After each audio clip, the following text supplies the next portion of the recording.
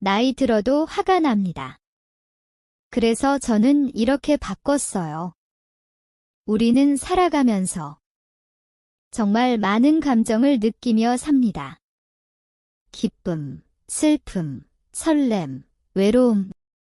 그런데요. 그 중에서도 유독 자주, 그리고 격하게 찾아오는 감정이 하나 있습니다. 바로 화입니다. 왜일까요?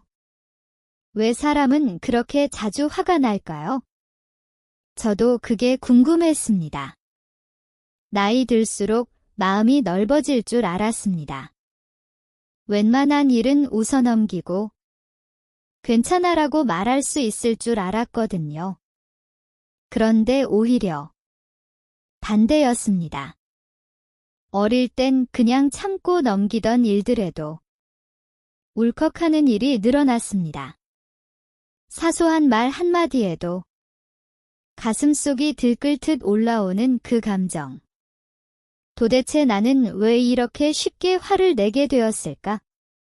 그 물음이 제 안에 남았습니다. 어느 날 딸과 손주가 집에 놀러 왔습니다. 손주는 TV에서 본 장난감을 사달라고 떼를 썼고 딸아이는 그런 아이를 그냥 두더군요. 그 모습을 보는데 속이 확 뒤집혔습니다. 요즘 애들은 참 버릇이 없어. 부모 노릇을 저렇게 해도 되는 걸까? 결국 저는 입을 열고 말았습니다. 애 좀 똑바로 키워라.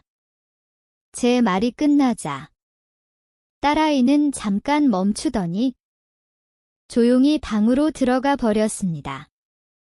그날 밤 저는 잠을 잘 수 없었습니다. 생각이 꼬리에 꼬리를 물었습니다. 내가 너무 심했나? 그렇게 말할 필요는 없었는데 후회가 몰려왔습니다. 그런데요.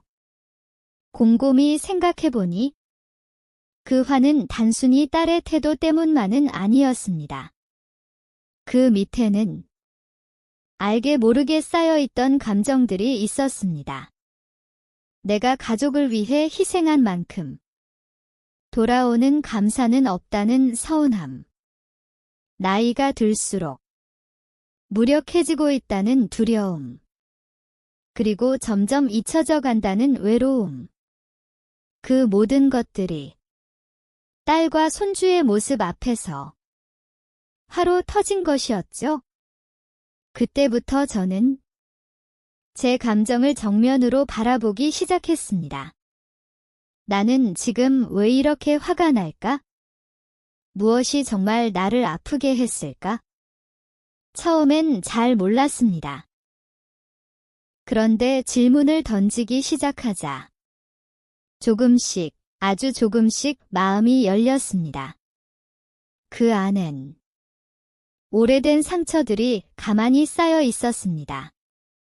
젊은 시절, 회사에서 들었던 모욕적인 말들, 참고 넘어갔던 억울한 일들, 가정을 지키느라 감정을 억눌렀던 날들. 그 감정들이 하나도 사라지지 않고 제 마음 구석구석에 숨어 있었던 겁니다. 그리고 그 감정들이 나이 들면서 화라는 이름으로 올라온 것이지요. 이제 저는 압니다. 화를 참는다고 다 되는 것이 아니란 거요. 오히려 중요한 건 그 감정이 내게 왜 찾아왔는지를 알아차리는 것입니다. 그때서야 마음이 비로소 풀리기 시작하더군요. 그건 마치 오래 울지 못했던 아이의 등을 조용히 쓰다듬는 것과 비슷했습니다. 내 안의 어린 내가 그토록 오랫동안 위로받지 못하고 있었다는 걸 이제야 알게 된 거죠. 한동안 저는 화를 내는 게 나쁘다고 생각했습니다. 그래서 무조건 참으려고 했지요.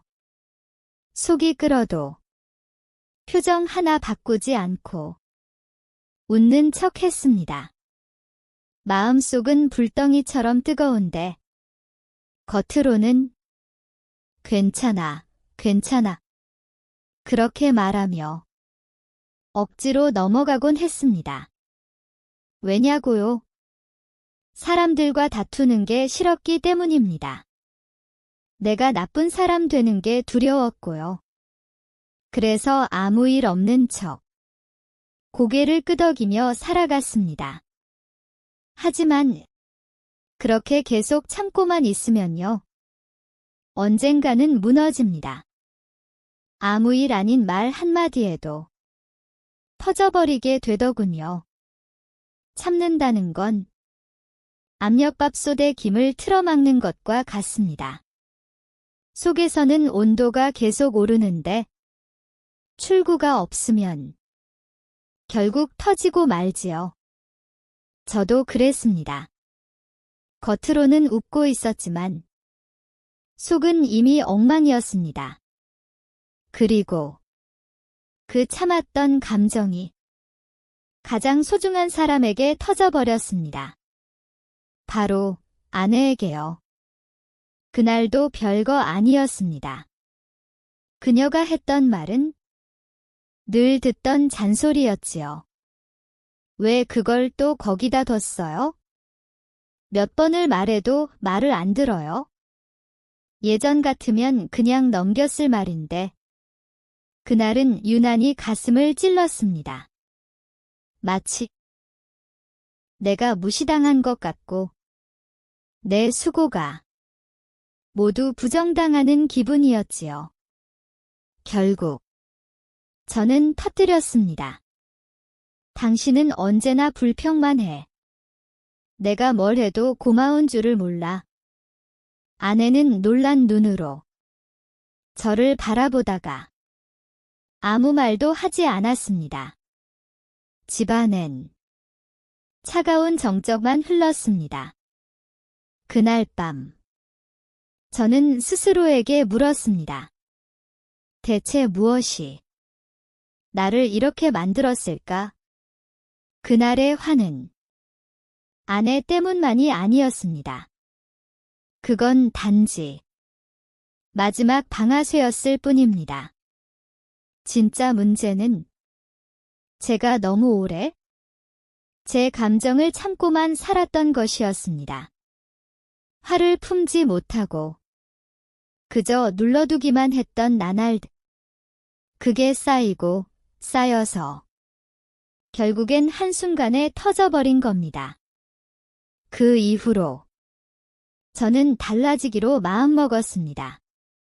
화가 나면 억누르지 않기로요. 대신 제 감정을 먼저 들여다보기로 했습니다. 지금 왜 이렇게 속상하지? 내 마음이 뭘 억울해하고 있는 걸까? 그렇게 조용히 내 안을 바라보는 연습을 했습니다. 놀랍게도요. 그 질문을 던지는 순간 감정이 조금씩 풀리기 시작했습니다. 화는요. 그 자체로는 나쁜 게 아닙니다. 화는 내 마음이 보내는 신호입니다. 지금 뭔가 아프다. 지금 이대로는 안 될 것 같다. 하는 경고의 목소리지요. 그 목소리를 억지로 지워선 안 됩니다. 오히려 그 목소리를 들어주고 그 안에 담긴 마음을 품어야 합니다. 그게 바로 화와 싸우지 않고 화와 함께 사는 법입니다. 이제 저는 아내와 갈등이 생길 때 이렇게 말합니다. 당신 말이 맞아. 그런데 나 지금 조금 마음이 상했어. 요즘 내가 스스로 좀 쓸모없는 사람처럼 느껴졌거든. 이렇게 솔직하게 감정을 꺼내면요. 상대도 마음을 엽니다. 이전처럼 폭탄처럼 터지는 말 대신 이제는 말이 다리처럼 서로를 이어주는 걸 느낍니다. 여러분, 화를 참는다는 건 감정을 억누르는 겁니다. 그런데 화를 품는다는 건 내 마음을 이해하고 다독이는 것입니다.